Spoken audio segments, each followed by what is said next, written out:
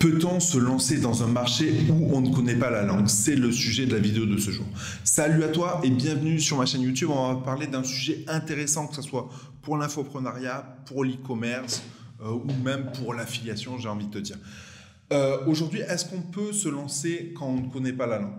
J'ai envie de te dire, déjà, tu te mets des bâtons dans les roues. Voilà, si tu te lances dans un pays étranger ou dans une langue étrangère. Mais pour moi, ça peut être aussi une opportunité. Pourquoi j'en parle? C'est qu'aujourd'hui, je vis au Maroc, à Marrakech.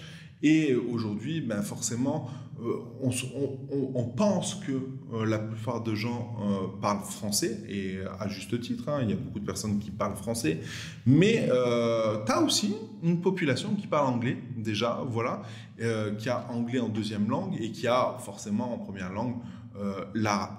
Et tu t'aperçois que forcément, quand moi je fais des vidéos sur YouTube ou quand je discute avec les gens, je me suis aperçu qu'il y avait beaucoup de gens qui parlaient que arabe et qui ne lisaient que l'arabe et qui comprenaient chouïa, donc à peu près le français. Mais tu t'aperçois que forcément, c'est très très important de travailler ou de faire du business dans la langue maternelle du pays. Moi, aujourd'hui, je t'avoue que je ne parle pas l'arabe ou je connais quelques mots, etc. Mais voilà, je ne le parle pas. Voilà, je ne le parle pas. Et aujourd'hui, est-ce que pour moi, c'est un frein pour faire du business au Maroc? La réponse est clairement non. Aujourd'hui, tu peux faire des belles choses déjà en travaillant avec des partenaires qui gèrent pour toi la traduction. Ne serait-ce que aussi avec Google Traduction, tu peux faire la même chose. N'oublie pas que dans des pays étrangers, contrairement à la France, ils vont s'en foutre s'il y a une faute d'orthographe. Ça, c'est hyper important à comprendre. Du moment qu'ils savent que tu es étranger, la personne en face de toi va pas se dire tiens, il a fait une faute d'orthographe, donc il y a un problème de confiance, etc., etc. Il va se dire ah, c'est un entrepreneur, il essaye de se mettre dans le même langage que moi pour communiquer, c'est une bonne chose, c'est une marque de respect. Et c'est ce qui va te permettre d'avancer. Et du coup, je suis convaincu que tu peux faire de l'e-commerce ou de l'infoprenariat ou autre, peu importe, dans une langue étrangère. Et je te dis, j'en suis convaincu parce que je le fais, pas qu'au niveau du Maroc, mais aussi dans d'autres pays.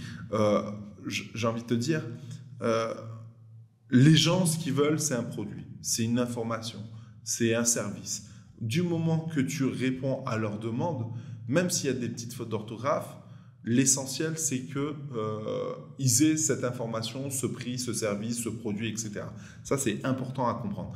Et c'est surtout, lui-même va se dire, si je me lance dans l'affiliation, si je me lance dans l'infoprenariat, ou même si je me lance dans l'e-commerce, finalement, c'est possible.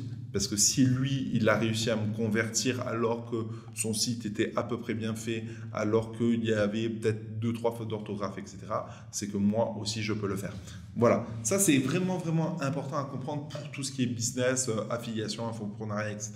Pour un business, un produit, dites-vous une chose, c'est que il vous suffit tout simplement d'être honnête avec votre audience et de dire que oui, vous ne parlez pas parfaitement la langue, mais que vous proposez ce produit, tout ça, parce que il y a une demande sur le marché et que vous répondez à cette demande.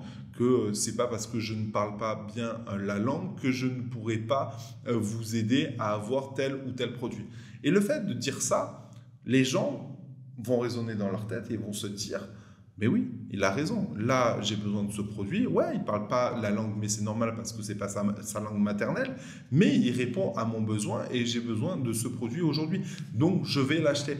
Et c'est ça qu'il faut comprendre dans le business e-commerce ou dans n'importe quel business. C'est que si vous êtes honnête envers votre audience, tout va bien se passer.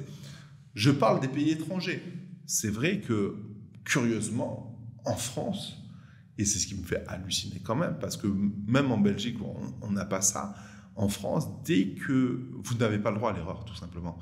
Dès qu'il y a une faute d'orthographe, dès qu'il y a une problématique, c'est soit c'est une arnaque, soit ouais, ça vient de Chine, je peux l'avoir moins cher, machin, etc., etc. Soit ils vont pas vous faire confiance ou ils vont limite vous manquer de respect en vous insultant parce qu'il y a telle ou telle faute d'orthographe. Voilà, ça c'est encore une fois une vision, une façon de consommer. Encore une fois, le marché français, c'est un marché très très important. Mais aujourd'hui, je suis sûr que vous pouvez vous lancer dans des petits marchés annexes qui auront moins de concurrence et qui vous respecteront beaucoup plus.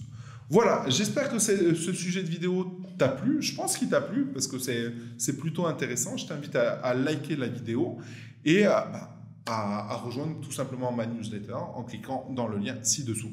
Sur ce, je te dis à bientôt Rouya dans une prochaine vidéo. Ciao.